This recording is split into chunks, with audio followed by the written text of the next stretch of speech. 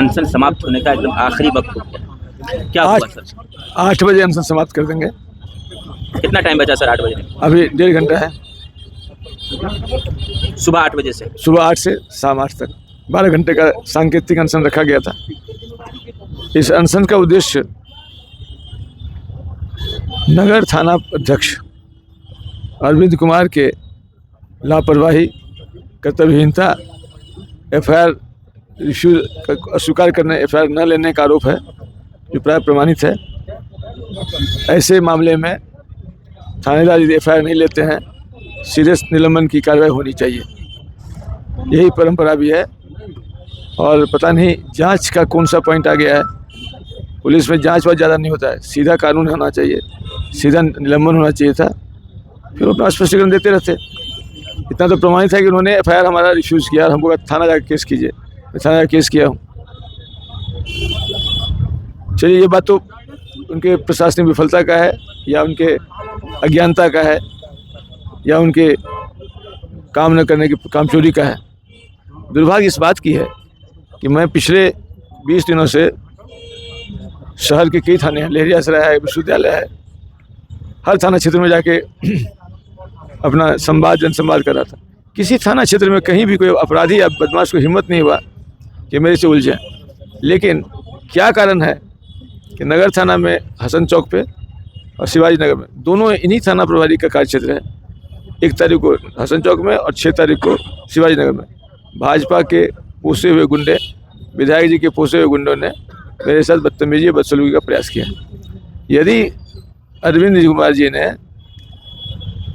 1 तारीख की घटना हसनपुर में वहाँ के गुंडों को कार्रवाई की होती तो फिर शिवाजी नगर में गुंडों को कैंप करने की नौबत नहीं आती। तो इसका सीधा मतलब है कि अरविंद कुमार जी, लोग बता रहे हैं कहीं जुआ चलाते हैं, कहीं शराब चलवाते हैं, अपना नाजायज़ पैसा पीटने में इतना मशगूल है कि उनको और ऊपर ही पहुंचाते होंगे। सर, ये तो कई ये मांगे तो अब कई रोज से लगातार मीडिया के माध्यम से लेकर के आज अनशन के जरिए भी आपने दिखा दिया। अनशन का एक आपने समय दिया 8 बजे शाम में समाप्त कर, ये आखिरी समापन समय है। अभी तक आपको फ़ायदा या आज इस मकसद से अनशन पे बैठे थे, कुछ होता हुआ दिख रहा है? बहुत इसका प्रभाव इतना पड़ा है। आज दरभंगा के हर वो व्यक्ति जो पुलिस जुल्म का शिकार है, हर वो व्यक्ति जो प्रशासनिक प्रताड़ना का शिकार है, हर वो व्यक्ति जिसको डरा के रखा गया है, उनमें जान आ गई है। आ रहे हैं मेरे पास, कई शिकायत लेकर लोग आए हैं। जितनी चीज़ें इस थाना क्षेत्र में घटी है, कई शिकायतों का अंबार लग गया है। लोग अपना दर्द लाए हैं, अपना दर्द ला रहे हैं। मैंने कहा कि अभी मत दर्द सुनाइए, मैं 14 के बाद हर मोहल्ले में जाऊँगा। खास करके मैं शुरू करूँगा इसी थाना क्षेत्र से, हर वार्ड में जाके लोगों की शिकायत सुनूंगा, क्या लोगों ने झेला है इस थाना प्रभारी रहते हुए, और इसका पब्लिक ट्रायल कराया जाएगा। सर, आप पूरे दिन अनशन पे रहे, कोई पदाधिकारी आए, कोई आश्वासन आपको मिला? न तो मैं किसी पदाधिकारी के आने की उम्मीद करता था, न किसी आश्वासन की उम्मीद करता था, क्योंकि हम लोग ईमानदार लोग हैं, जिंदगी भर ईमानदारी की है। ईमानदारी एक धा होता है, एक औरा होता है। तो बेईमान लोग, जो कामचोर लोग हैं, उसकी हिम्मत नहीं होगी ईमानदारी में मेरे पास आना। वैसे भी चुनाव की आचार संहिता है, कहीं उनको लगा कि हम मिलने जाएंगे तो कहीं हम सस्पेंड न हो जाए। फितूर है, यदि हमसे मिलने को आएगा तो सस्पेंड हो जाएगा। अरे भाई, हमारी ग्रीवांस है, तुमको ग्रीवांस सुनना है, तुम सुनो। आपने गांधी की राह चुना, शांति व्यवस्था के साथ सांकेतिक रूप से धरना पर है।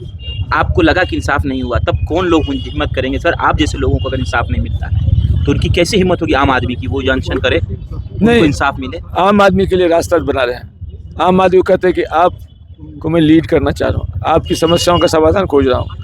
यदि हमारे आम जनता दरभंगा की सड़कों में 4-4 घंटे जाम में फंसे रहें और यहाँ का प्रशासन का डीएम और एसपी अपने एसी कमरे में बैठ के चाय की चुस्की लेके वीडियो कॉन्फ्रेंसिंग करता रहे, मीटिंग करता रहे और जनता के को सड़क पे उस हाल में छोड़ दे, इससे बड़ा दुर्भाग्य क्या होगा? मैं तो अनुरोध करूँगा और चाहूँगा भी कि डीएम एसपी पीक आवर में सड़क पर निकल के ट्रैफिक व्यवस्था खुद दुरुस्त करें। सर, आखिरी सवाल, आज आप जिस मकसद से बैठे नहीं हुआ, आगे क्या करेंगे सर? आज हमने आचार संहिता का आदर करते हुए एक खुले बंद जगह में गांधी जी के इस जगह पर बैठ के, मैं तो अकेला ही अनशन करना चाहता था। आह्वान किया था कि जो भी पीड़ित है वो आके मिलिए, तो तमाम लोग आते रहे, मिलते रहे। अब 14 के बाद जब आचार संहिता समाप्त हो जाएगा, फिर तो मैं रोड प्रोटेस्ट करूंगा। हमारे साथ हज़ारों की संख्या में नए यंग लड़के होंगे जो हम किसी तरह का आंदोलन नहीं करना चाहते, हम विकास का आंदोलन करना चाहते हैं। हमारा लक्ष्य है कि सफाई को पहले माध्यम बनाएंगे, खुजली की इलाज करेंगे, कचरे की सफाई का भी व्यवस्था करेंगे। यदि 14 तक नगर निगम हर जगह से कचरा और प्लास्टिक, एक ही जगह सुअर भी खाना खा रहा है, वहीं पर गाय प्लास्टिक खा रही है, दिखता नहीं इन लोगों को, गौशाला बना हुआ, ये सारा काम गौ को गौशाला में डालिए, कचरा की सफाई कीजिए, नहीं तो हम लोग मिलके, हमारे लोग मिलके इस सफाई को आगे बढ़ाएंगे। सर, आप थाना प्रभारी पर अर्ग क्यों गए? कोई निजी दुश्मनी है क्या सर उनसे आपका? क्यों इतना आप अर्ग हैं कि आपको चाहिए उनका सस्पेंशन? नहीं, पुलिस में नॉन प्रोफेशनल, यदि आप अपने काम को ढंग से नहीं करते, मैं उस विभाग में रहा हूँ, यदि आप प्राथमिकी मना करते हैं, इसीलिए मैं आपसे पूछा कि आप उस विभाग से आए सर। तो मुझे न मैंने कभी इनके साथ काम किया, न मैं इनको कभी जानता हूँ, न शायद ये मुझे जानते होंगे, ऐसा कोई पुरानी कोई अदावत नहीं है। लेकिन ये आम जनों की भावना का उत्पीड़न हम अपने लिए नहीं कर रहे हैं, हम दरभंगा के उन तमाम लोगों के कर रहे हैं जिसको इस थाना प्रभारी ने परेशान किया है। एक खंडेलवाल जी हैं, 13 साल का उनका बच्चा पिछले 52 दिनों से लापता है, माँ बाप सो नहीं पा रहे हैं और थाना प्रभारी नींद ले रहे हैं। दिक्कत यही है कि थाना प्रभारी विधायक जी के पालतू सिपाही बन गए हैं। उस दिन सर क्या हुआ था जो आवेदन देना पड़ा आपको, हुआ क्या था? उस दिन की घटना के विषय में मैंने चर्चा पहले किया है। देखिए, हम लोग बूथ से बूथ जाकर हर बूथ पे अपने कार्यकर्ताओं से पूछ रहे थे, पोलिंग एजेंट को चेक कर रहे थे कि सब जगह लोग पहुंच गए कि नहीं, कोई दिक्कत तो नहीं, कोई व्यवधान तो नहीं। इसी क्रम में 214 215 बूथ नंबर जो शिवाजी नगर में पड़ता है, हम लोग वहाँ पहुँचे। वहाँ से मोटरसाइकिल पर मैं और मोटरसाइकिल चलाने वाला मेरा अभिषेक कुमार, दोनों हम लोग चले आ रहे थे, तो देखा कि एक बड़ा सा पोस्टर लगा हुआ है बीजेपी का किसी घर पे। तो मिला ये तो बूथ के इतना नज़दीक तो होना नहीं चाहिए, इसलिए इसको हम फ़ोटो लेके इसको आप ले लो, इसको चुनाव आयोग को भेजते हैं, आयोग को भेजते हैं। उस बेचारे ने फ़ोटो लिया, हम लोग आगे बढ़े ही रहे, तब तो पीछे से एक मुन्ना ठाकुर नाम का व्यक्ति आया जो अपने को भाजपा गुंडा कहता है, ड्रंकन स्टेज में था वो उसे लगा गाली गलौज करने और कहने लगा कि कार देंगे ज़मीन में। मैं चुपचाप सुनता रहा। फिर मैंने कहा कि भाई क्या हो गया, फ़ोटो लेना इतना बड़ा गुनाह है? बोला आप कौन है? तो मैंने अपना परिचय दिया, बोले कि आप भाजपा गुंडे करना चाहते हैं आप। तो वहाँ से डर से भागा। जैसे वो गया, उसके बाद एक सुशील कुमार 8-10 लोगों को लेके आके हमारे खिलाफ उठाने लगे, आप नेतागिरी कर रहे हैं, आप राजनीति कर रहे हैं। हम लोग राजनीति नहीं कर रहे हैं, ये तो फ़ोटो ही लिया है, ऐसा तो गुनाह कुछ किया नहीं। लेकिन इसी बीच मैंने एसपी को फ़ोन कर दिया कि यहाँ पर मेरे साथ कुछ मिसबिहेव करने की कोशिश होगी, इसलिए आप जरूर थाना प्रभारी को भेजिए। तो नारेबाजी चली रही थी, तभी थाना प्रभारी आ गए, ये लोग भागने लगे। सुशील कुमार का मैंने हाथ पकड़ के कहा कि तुम तो रुको, तुम क्यों भाग रहे हो? अभी तो शेर बन रहे हो। पुलिस कहते हैं गिदर बन गए हो, बैठो यहाँ, रुको अभी।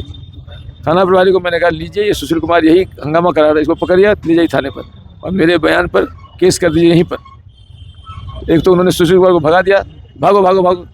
दूसरा उन्होंने मुझे कहा कि थाना में केस यहाँ नहीं करूँगा, आपको थाना आके लिख के कंप्लेन करना होगा। रूल्स क्या है सर? रूल्स यही है कि यदि घटनास्थल पर थाना प्रभारी आ गए तो उनको वहीं पर मेरा फर्ज बयान लेके केस करना चाहिए था। ये न करके उसने बहुत बड़ा आदेश उल्लंघन किया है, कर्तव्यहीनता किया है, जिम्मेदारी से भागा है, पुलिसिया काम में लापरवाही बरती है। सीधा इसमें निलंबन तो बनता ही है उसका, क्योंकि जो काम उसने किया आज मेरे साथ पर अगर कोई थाना प्रभारी पहुंच जाते हैं तो आवेदन वहीं स्वीकार करना। बिल्कुल, फर्ज बयान वही लेना है, फर्ज बयान वही लेना है। घड़ी में समय देख लीजिए 6:35। गोया के 1 घंटे 25 मिनट के बाद ये सांकेतिक अनशन अब समाप्त हो जाएगा। पूर्व IPS IG रैंक से रिटायर होने वाले हमारे साथ RK मिश्रा सर बात कर रहे थे। तमाम वो पीड़ा, तमाम वो कानूनी पेचीदा, तमाम वो थानाओं के अंदर आने वाली शिकायतों के जो समस्या है, ये जो लोग इनसे आज पूरे दिन मिले हैं, जो लोग थाना के कामों से पीड़ित हैं, ऐसे तमाम लोगों की शिकायत को लेकर ये हमसे बात कर रहे थे। मुख्य मांगे इनकी है कि जो थाना के नगर थाना के प्रभारी हैं, इनके साथ जो चीज़ें हुई चुनाव के दिन, उसके बाद से लगातार ये वरीय पदाधिकारी से इनकी निलंबन को लेकर के या इनकी बर्खास्त को या इन पर कार्रवाई को लेकर मांग कर रहे थे। पत्रकारों के माध्यम से सवाल कर रहे थे, मीडिया में अपनी बातें रख रहे थे। आज इन्होंने कल ऐलान किया था कि आज सुबह 8 बजे से लेकर रात के 8 बजे तक हम अनशन करने जा रहे हैं सांकेतिक रूप से, क्योंकि यहाँ लगा हुआ है आचार संहिता। इसी वजह से उन्होंने अकेले आए थे, लेकिन अकेले चले थे और कारवां बनता चला गया। तमाम वो लोग इस क्षेत्र के आए, अपनी पीड़ा, अपना दर्द बताए भी है। इसके बाद इनके पास जो लिस्टें आई हैं, इनके बाद ये भावुक होकर ये 14 तारीख को जब रिजल्ट आ जाएगा तो गोया के 15 या 16 के बाद ये डोर टू डोर जाकर के उस पीड़ित परिवार से संपर्क करेंगे जो थाना से प्रभावित है, थाना के कामों से प्रभावित है, जो थाना के रवैये से दुखी है। ऐसे लोगों से सर संपर्क करेंगे और उनके लिए लड़ाई लड़ने का आगे ये काम करेंगे। बाकी हम आपको खबर में छोड़कर यहीं जा रहे हैं। आप भी प्रतिक्रिया जरूर दीजिए कि सर का ये अनशन सांकेतिक रूप से आपको क्या राजनीतिक स्टैंड लग रहा है, या नगर थाने के साथ थाना प्रभारी के साथ कोई निजी दुश्मनी का कारण लग रहा है, या इनके साथ वाकतन उस दिन कुछ हुआ जो इनके दिलों में दर्द है, उस दर्द को ये जाहिर कर रहे हैं गांधी की मूर्ति के नीचे 12 घंटे का सांकेतिक अनशन देकर।